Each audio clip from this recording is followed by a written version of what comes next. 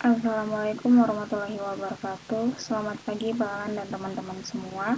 Di sini kami dari kelompok 3 yang beranggotakan Grace Kesia Ramboki dan Fikri Jibran Mukhtar. Di sini kami akan menjelaskan mengenai teori behavioristik khususnya pada pengkondisian kontiguitas.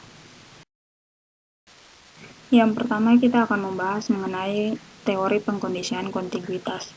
Nah, teori ini dikemukakan oleh Edwin Ray Guthrie. Ia menyatakan bahwa teori kontiguitas adalah suatu proses perubahan yang terjadi karena adanya syarat-syarat atau condition yang kemudian menimbulkan reaksi atau respon.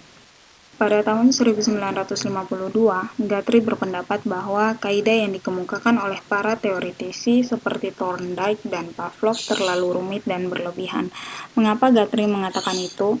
Karena pada waktu itu Thorndike mengemukakan bahwa jika respon menemukan kondisi yang memuaskan, maka koneksi stimulus dan juga respon akan menguat. Di sisi lain ada Pavlov yang mengemukakan dengan hukum belajarnya dengan model kondisional berupa conditional respon, conditional stimulus, unconditional stimulus, dan juga unconditional respon. Nah, unsur-unsur itulah yang dianggap oleh Guthrie berlebihan. Jadi, sebagai penggantinya, Guthrie mengusulkan satu hukum belajar yang namanya itu Law of Contiguity atau hukum kontiguitas.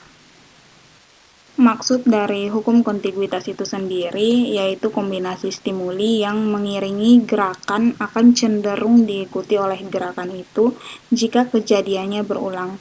Jadi, jika pada situasi tertentu kita melakukan sesuatu, maka pada waktu lain dan situasinya sama, kita akan cenderung melakukan hal yang sama juga. Berkaitan dengan hukum yang dibuat oleh Guthrie sebelum meninggal, ia memberikan beberapa pandangan mengenai lupa, hukuman, motivasi, niat, dan juga transfer training. Yang pertama kita akan membahas mengenai lupa. Nah, menurut Guthrie sendiri, lupa disebabkan oleh munculnya respon alternatif dalam satu pola stimulus. Setelah pola stimulus menghasilkan respon alternatif, maka pola stimulus itu kemudian akan cenderung menghasilkan respon yang baru. Jadi, menurut Guthrie, lupa pasti melibatkan proses belajar baru. Ya, pendapatnya adalah bahwa setiap kali mempelajari hal yang baru, maka proses itu akan menghambat sesuatu yang lama. Jadi, dengan kata lain, lupa disebabkan oleh intervensi. Jika tak ada intervensi, maka lupa tidak akan terjadi. Yang kedua yaitu hukuman. Guthrie mengatakan bahwa efektivitas punishment atau hukuman ditentukan oleh apa penyebab tindakan yang dilakukan oleh organisme yang dihukum itu. Jadi hukuman bekerja baik bukan karena rasa sakit yang dialami oleh individu terhukum, tetapi karena hukuman mengubah cara individu merespon stimuli tertentu.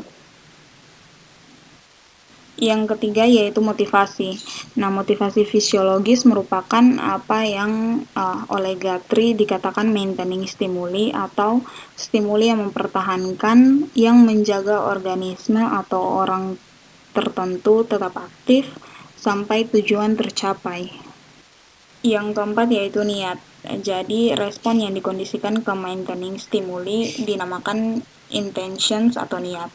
Nah, respon tersebut dinamakan niat karena maintaining stimuli dari dorongan biasanya berlangsung selama periode waktu tertentu. Jadi, sampai dorongan itu berkurang. Dan yang terakhir ada yang namanya transfer training.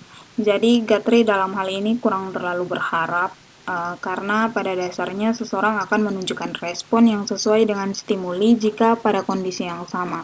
Nah, gagasan mengenai pemahaman, wawasan, dan pemikiran hanya sedikit atau tidak ada maknanya bagi Guthrie. Jadi, satu-satunya hukum belajar adalah hukum kontiguitas yang menyatakan bahwa ketika dua kejadian terjadi secara bersamaan, maka keduanya akan dipelajari. Selanjutnya kita akan membahas mengenai metode yang digunakan Guthrie dalam mengubah tingkah laku. Yang pertama ada metode reaksi berlawanan atau incompatible response method. Nah, metode ini menganggap bahwa Manusia adalah suatu organisme yang selalu mereaksi kepada stimulus-stimulus tertentu. Misalnya, ada seorang murid yang merasa ketakutan saat disuruh gurunya maju untuk mengerjakan soal di papan tulis.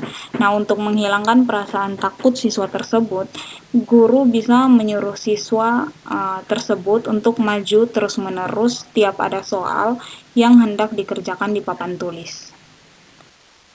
Yang kedua yaitu metode membosankan atau exhaustion method. Nah, hubungan antara stimulus dan reaksi yang buruk itu dibiarkan saja sampai pelakunya merasa bosan. Jadi, contohnya ada seorang siswa yang suka mengobrol dengan temannya ketika pelajaran berlangsung, maka guru dapat memberikan efek jera pada siswa tersebut dengan menyuruh siswa tersebut untuk berbicara selama 1 jam pelajaran sehingga siswa tersebut merasa bosan dan akan berhenti dengan sendirinya. Kemudian yang ketiga, ada yang namanya metode mengubah lingkungan atau change of environment method.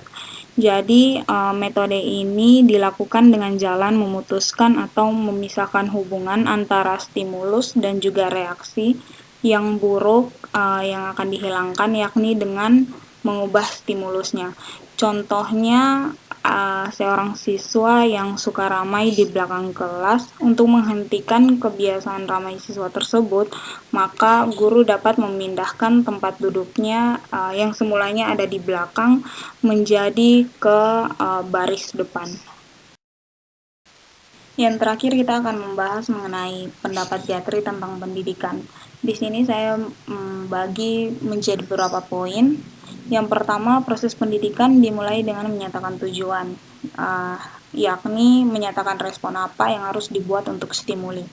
Kemudian yang kedua, Gatry menyarankan lingkungan belajar yang akan memunculkan respon yang diinginkan bersama dengan adanya stimuli yang akan diletakkan padanya.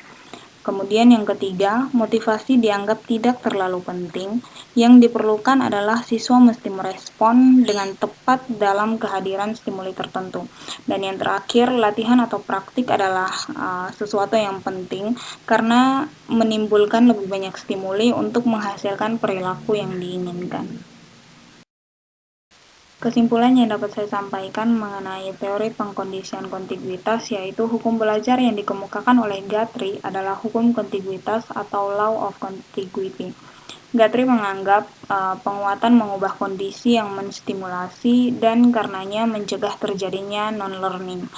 Hukuman berhasil mengubah perilaku yang tidak diinginkan karena hukuman menimbulkan perilaku yang tidak compatible dengan perilaku yang dihukum.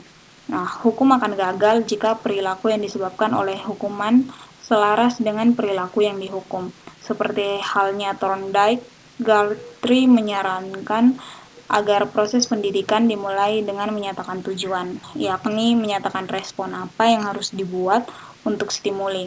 Dia menyarankan lingkungan belajar yang akan memunculkan respon yang diinginkan bersama dengan adanya stimuli yang akan diletakkan padanya. Jadi, motivasi dianggap tidak terlalu penting. Yang diperlukan adalah siswa mesti merespon dengan tepat dalam kehadiran stimuli tertentu. Sekian presentasi kami mengenai teori pengkondisian kontiguitas. Jika ada pertanyaan atau saran, bisa disampaikan melalui forum chat yang tersedia di Sepejar. Terima kasih. Wassalamualaikum warahmatullahi wabarakatuh.